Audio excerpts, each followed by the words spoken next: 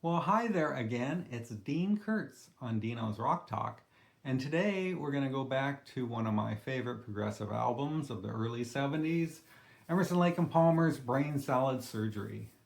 Now, this one had a lot of people liking or not liking because they were just getting to the peak of their powers as a trio.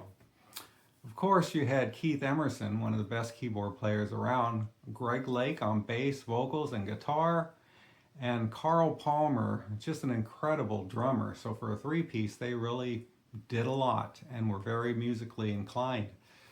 Now, this is over the top. I love over the top. I like all kinds of music, but this one, I think because I saw them both times in '74 doing this tour, this one became even more of a favorite.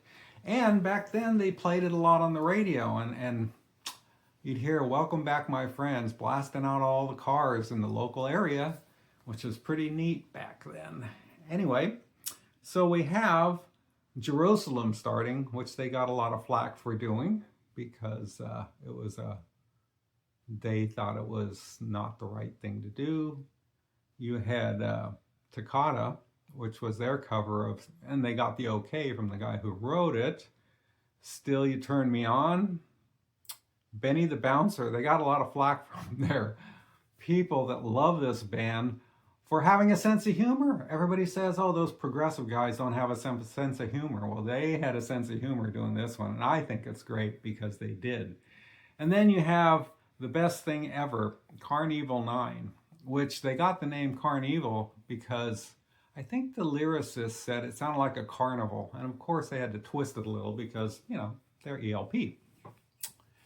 Anywho, I really like this one, like I've said, and they did it without so many overdubs and everything. Instead of, actually, I think most of Carnival is live. They practiced and practiced so they could do it in concert because off a Trilogy, they did so many overdubs and stuff, it was very hard for them to do it live. So this one, they did mostly live in the studio, which is just amazing to me. I mean, there's so many bands that can do that now, but back then, they were one of a kind. And I just dig this album. Here is the cover. Man, that one is really, really a unique cover. I don't know what you think about this album, but I think it's one of the greatest.